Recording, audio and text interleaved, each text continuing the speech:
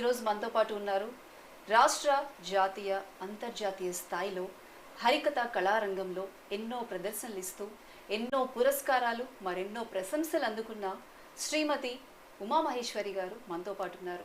ఉమామహేశ్వరి గారితో మాట్లాడి మరిన్ని విషయాలు తెలుసుకునే ముందు మేడంకి సంబంధించి ఒక చిన్న ఏవి చూద్దాం.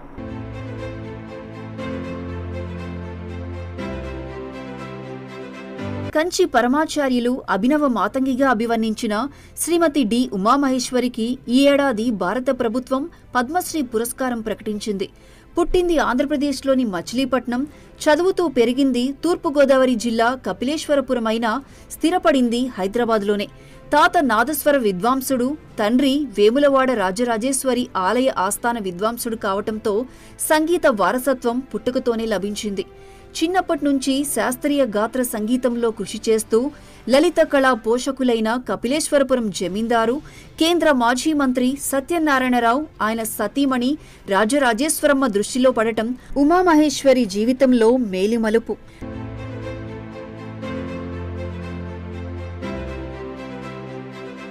వారి ఆధ్వర్యంలో నడిచే సర్వారాయ హరికథా పాఠశాలలో హరికథా పితామహుడైన అజ్జాడ ఆదిభట్ల నారాయణదాసు శిష్యుల దగ్గర శిష్యరికం ఆమెను మేటి హరికథా కళాకారిణిగా తీర్చిదిద్దింది.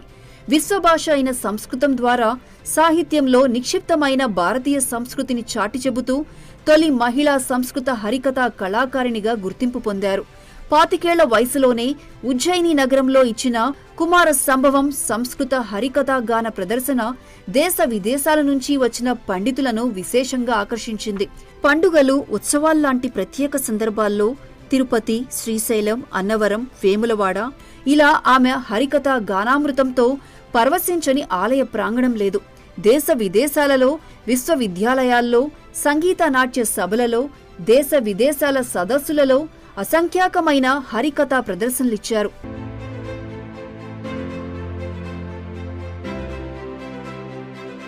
America, Britain, Malaysia, Singapore, Indonesia తదితర దేశాల్లో పర్యటించారు. ఆంధ్రప్రదేశ్ ప్రభుత్వం కళారత్నతో, ఉజ్జయిని కాళిదాస్ అకాడమీ చిత్రకళా సరస్వతితో, అమెరికా తెలుగు సాహిత్య సాంస్కృతిక సంఘం హరికథా కళావాహినితో సత్కరించాయి. ఇక ఆమె అందుకున్న అవార్డులకు లెక్కేలేదు. తొలి మహిళా సంస్కృత హరికథా కళాకారిణిగా లిమ్కా బుక్లో కూడా స్థానం సంపాదించుకున్నారు.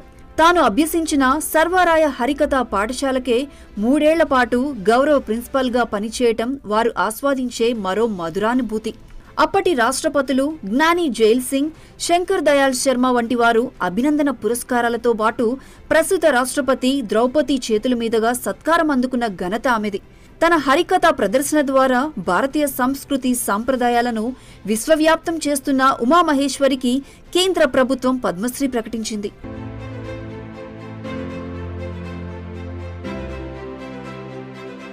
అలాగే రీసెంట్గా పద్మశ్రీ అవార్డు గ్రహీత ఆవిడ. అయితే దీనిపై ఆవిడ ఎలా స్పందిస్తున్నారు, మరెన్నో విషయాలను ఆవిడ మాటల్లో మనం తెలుసుకుందాం. అమ్మ నమస్కారం. నమస్కారం అండి. ఎలా ఉన్నారు? ముందుగా అమ్మవారి దయ వల్ల క్షేమంగానే ఉన్నాను. మీకు హార్టీ కంగ్రాచులేషన్స్. పద్మశ్రీ అవార్డును మీరు అందుకున్నారు కేంద్ర ప్రభుత్వం నుంచి. ఎలా ఫీల్ అవుతున్నారు? కేంద్ర ప్రభుత్వానికి కృతజ్ఞతాభివందనలు. ఈ పద్మశ్రీ అవార్డు అనేది రావటం నా పూర్వజన్మ సుకృతంగా భావిస్తున్నాను. నా ఆనందానికి అంతులేదు. ఎందుకంటే హరికథ అనేటువంటి ప్రక్రియకి ఇది 150 సంవత్సరాల నాడు పుట్టింది శ్రీమద్ అజ్జాడ ఆదిభట్ట నారాయణదాసు గారి ద్వారా. అలా ఎందరో మహానుభావులు ఈ హరికథా రంగాన్ని నమ్ముకుని కథాగానాలు చేస్తూ వారి జీవితాలను ధన్యం చేసుకున్నారు. అటువంటి హరికథా కళారంగానికి ప్రక్రియకు ఈ పద్మశ్రీ అనేది రావటం నాకు అని నేను అనుకోవడం లేదు. ఈ కళా ప్రక్రియకి వచ్చిందని మహదానందంతో ఉన్నానండి. ముందుగా మీరు పద్మశ్రీ అవార్డుకి నామినేట్ అయ్యారు అని తెలియగానే, మీ అవార్డు మిమ్మల్ని వరించిందని తెలియగానే మీరు నిజంగా మీకు ఎలా అనిపించింది? మహదానందం పొందానండి. అసలు నాకు ఈ వయసులో చిన్నదాన్ని అసలు ఈ సంవత్సరం వస్తుందని కూడా నేను అనుకోలేదు. మామూలుగా నేను వారికి పంపించాను, భాషా సంస్కృతి శాఖ వారికి, తెలంగాణ వారికి. అనుకోకుండా ఇది రావటం నేను నమ్ముకున్నటువంటి నా ఇష్టదైవమైన ఆ లలితా పరమేశ్వర అనుగ్రహంతో, గురువుల యొక్క ఆశీస్సులతో నాకు ఈ విద్యాభిక్ష పెట్టిన తూర్పుగోదావరి జిల్లా కపిలేశ్వరపుర జమీందారులైన శ్రీ ఎస్పీబీపీకే సత్యనారాయణరావు గారు, వారి ధర్మపత్ని శ్రీమతి రాజరాజేశ్వరమ్మ గారు నాకు ఈ విద్యను నేర్పించారు. వారందరికీ మనసులో ఎన్నో వేల వేల నమస్కారాలు తెలుసుకున్నానండి. మీరు తెలంగాణ నుంచి ఎంపికయ్యారా, ఆంధ్ర నుంచి ఎంపికయ్యారా? అది నేను తెలంగాణ ద్వారానే నేను నా ప్రొఫైల్ అందచేశానండి. ఆంధ్ర నుంచి. అయితే నా బయోడేటాలో దానిలో మచిలీపట్నంలో పుట్టాను కాబట్టి అది మొట్టమొదట్లో చూసినట్టున్నారండి. అందుకోసం నన్ను ఆంధ్రాగా వేశాను. అయినప్పటికీ నేను పుట్టడం 14 సంవత్సరాల వరకు నేను మచిలీపట్నంలోనే మా తల్లిదండ్రుల సమక్షంలో పెరిగి 10th క్లాస్ పరీక్షలు రాసిన తర్వాత తూర్పుగోదావరి జిల్లా కపిలేశ్వరపురం గ్రామంలో జమీందారులైనటువంటి సత్యనారాయణరావు గారి దంపతుల వారి తండ్రి గారి పేరున శ్రీ సర్వారాయ హరికథా గురుకులంలో చేరాను. మా తండ్రి గారు చేర్పించారు. ఎందుకంటే మా జమీందారు గారి భార్య వారి సతీమణి అంటే ధర్మపత్ని చల్లపల్లి రాజాగారి మేనకోడలు. వారిది మచిలీపట్నంలో రామనాయుడుపేట. వారి బంగ్లా ఎదురుగుండానే మా ఇల్లు. నేను రోజు మా ఇంటి నుంచి స్కూల్కి వెళ్ళడం, తర్వాత సంగీత క్లాస్కి వెళ్ళడం. మా నాన్నగారు చిన్నప్పుడే నాకు సంగీతం మొదలుపెట్టారు.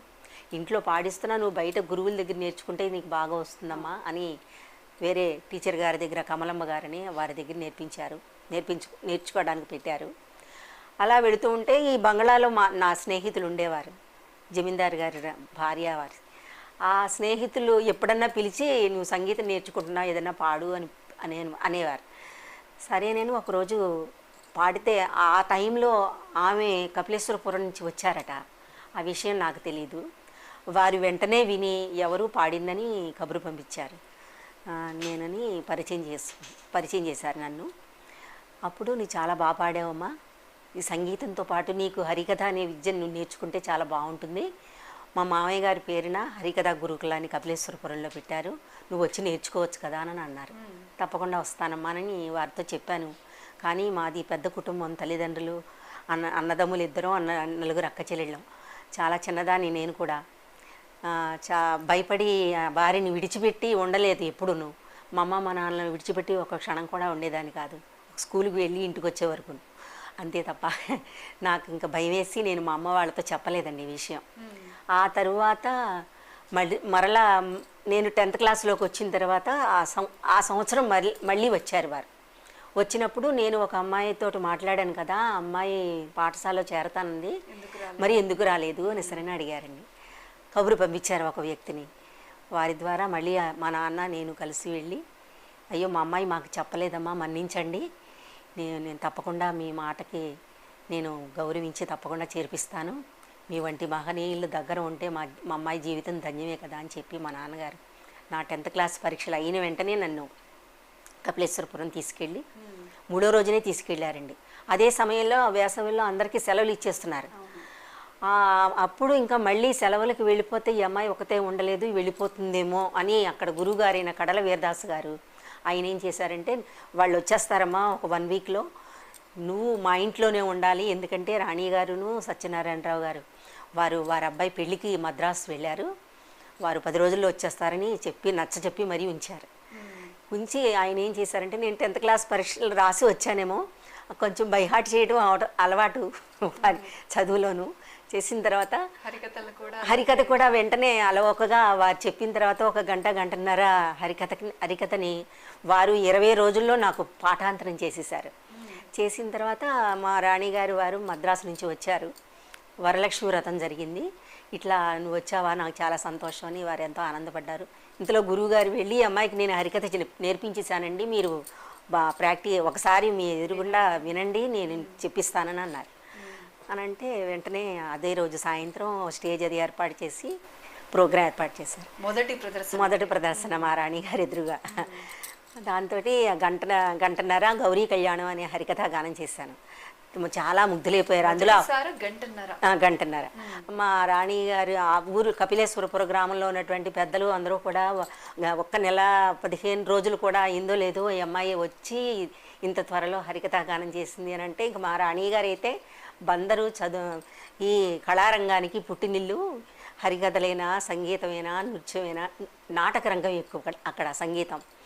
అందుకోసం అది మా ఊరు అమ్మాయి కాబట్టి అది వంట పట్టింది అమ్మాయికి అని చెప్పి నన్ను వారి బంగ్లాలోనే పెట్టుకుని వారు నన్ను కన్న కూతురి కన్నా మిన్నగా చూస్తూ ఈ విద్యను నేర్పించారండి. అమ్మ, మరి ఇంట్లోంచి 10th అయిపోయిన తర్వాత మొట్టమొదటిసారిగా ఇంట్లోంచి బయటికి వెళ్ళారు. కొన్నాళ్ళు ఇంట్లో వాళ్ళకి దూరంగా ఉన్నారు. ఇంకా ఆ టైంలో ఇంత కమ్యూనికేషన్ కానీ ఇటువంటి వసతులు కూడా లేవు. భయం కానీ బాధ కానీ ఇబ్బంది కానీ ఏం పడలేదా? అంటే నేను 3 నెలలు కంటికి మింటికి ఏకధాటిగా ఏడుస్తూనే ఉన్నాను. వాళ్ళని విడిచిపెట్టి వచ్చేసానని ప్రతి క్షణం ఏడుస్తూనే ఉండేదాన్ని. ఆ తర్వాత నేను అక్కడ ఏదో పల్లెటూరు కదండి, ఎవరో ఏదో ఒక మాట అన్నారని నేను ఉండలేను నాన్న అనేసి ఉత్తరం రాసేస్తే మా అమ్మ వెంటనే తీసుకొచ్చామని గొడవ పెడితే వచ్చేసారు మా నాన్న.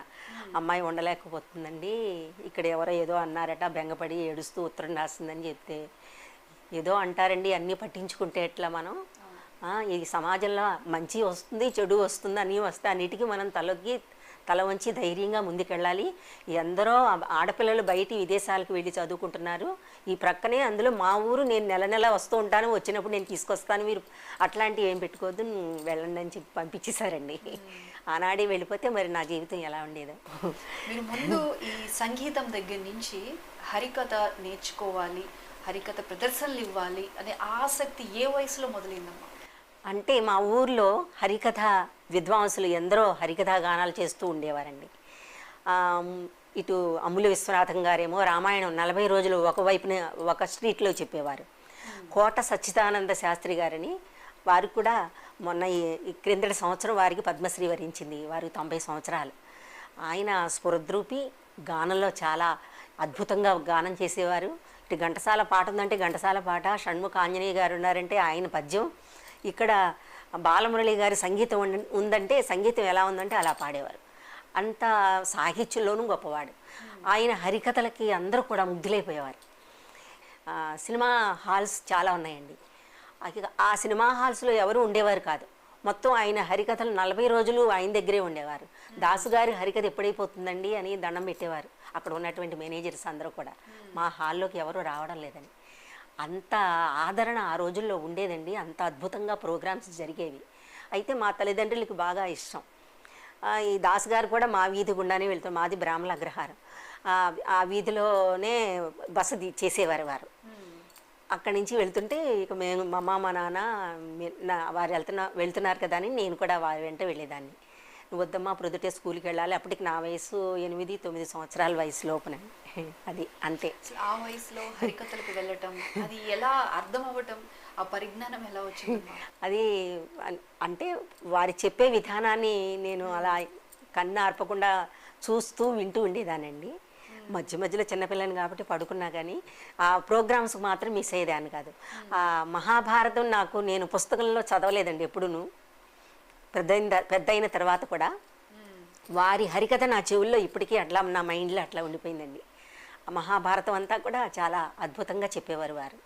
అలా వినడం, ఇంటికి వచ్చిన తర్వాత ఒక చిన్న అగ్గిపెట్టి పట్టుకుని చిరతల్లాగా పెట్టుకుని నేను పాడుతూ ఉంటే మా అన్నయ్య ఏమో నన్ను ఎంకరేజ్ చేస్తూ ఒక చిన్న పెట్టె మీద కూర్చుని ఆయన మృదంగం వాయిస్తున్నట్లుగా ఏదో తబలా వాయిస్తున్నట్లు రిథం వేసేవాడు అనమాట. ఇదేమో హరికథ, వాడేమో ఇట్లా వాయిస్తున్నాడు, వీళ్ళందరూ ఇట్లా చేస్తే ఎట్లాగా సంగీతం చాలా గొప్ప విద్య, ఈ సంగీతాన్ని నమ్ముకుని నేను పిల్లల్ని బ్రతికించుకోవాలంటే చాలా కష్టంగా ఉంది, వద్దునైనా మీరు దీనిలోకి దిగద్దు, అసలు ఆడపిల్లలకైతే తప్పనిసరిగా నేర్పిస్తాను, నేర్చుకున్న తర్వాత డిప్లొమా చేసి అది ఏ వర్క్ అయినా చేస్తే స్కూల్ టీచర్ అన్న ఏదైనా అవుతుందని మా నాన్నగారికి ఉండేది. మా అన్నయ్యని మాత్రం, అన్నదమ్ములు ఇద్దరిని మాత్రం వారిని చదివించారు. వాళ్ళు ఎంఎస్సి చదివి వాళ్ళు లెక్చరర్స్, మ్యాథమెటిక్స్ లెక్చరర్స్ అయ్యారండి. మంచి పేరు ప్రఖ్యాతులు, వందలాది శిష్యులు వాళ్ళకి కూడా జరిగింది. ఇక అట్లా మా ఆడపిల్లలకి మాత్రం మా నాన్నగారి ఉద్దేశం చాలా ఆడపిల్లలకి ఏదో ఒకటి నేర్పించాలని. నాకు సంగీతం, ఇంకొక అమ్మాయికేమో నాదస్వరం, ఇంకొక అమ్మాయికేమో వైలెను, ఇంకొక అమ్మాయికేమో మృదంగం, అలా స్టార్ట్ చేశారండి. ఇక నేను కపిలేశ్వరపురం వెళ్ళడంతో ఇక మా నాన్నగారు ప్రైవేట్గా అందరికీ పాఠాలు చెప్పడం, నాదస్వరం ప్రోగ్రామ్స్ ఒక దేవాలయంలో చేయడం జరిగింది. తర్వాత కపిలేశ్వరపురం జమీందార్ గారి భార్య, మీరు ఇట్లా కాదు, వేములవాడలో ఒక పోస్ట్ ఉందట, మీరు ఉద్యోగం చేయడానికి అక్కడికి వెళ్ళండి అని చెప్పి తెలిసిన వారి ద్వారా, వారి భర్త ద్వారా వారు ఉద్యోగం మా నాన్నకి ఏర్పాటు చేశారు. అక్కడ నాదస్వర విద్వాంసులుగా 30 సంవత్సరాలు ఉన్నారండి వేములవాడ రాజరాజేశ్వర స్వామి దేవస్థానంలో. ఇక అందరూ వెళ్ళిపోతే ఎట్లాగా మా అన్నయ్య దగ్గర ఉద్యోగం వచ్చిన కొత్త కాకినాడలో మా అన్నయ్య దగ్గర మా తాను ఉద్యోగం చేసుకుంటూ లెక్చరర్గా ఈ మా చెల్లెళ్ళు ఇద్దరు చెల్లెళ్ళని ఒక తమ్ముడిని తానే చూసుకునేవాడు. నేను ఆ దగ్గర సమీపంలోనే కపిలేశ్వరపురం మాది. నేను అప్పుడప్పుడు వెళుతూ ఉండేదాన్ని. ఆ విధంగా మేము అలా స్థిరపడ్డామండి. ఇంట్లో అందరూ కూడా సంగీత సాహిత్య కళారంగంలోనే ఉన్నారు. అంటే మా మిగతా వారు ఇంకా మా నాన్న దగ్గరుంటే మరి అది సాగేది. ఆయన ఎప్పుడైతే వేములవాడ వెళ్ళిపోయారో అక్కడ ఇంకా దీనికి సంబంధించిన వారు కళాకారులు వారికి కూడా పెద్దగా తెలియదు, చాలా దూరభారాలు రావాలి అని ఇంకా వాటికి స్వస్తి చెప్పేశారు. ఇక వీరందరూ కూడా చదువుకుని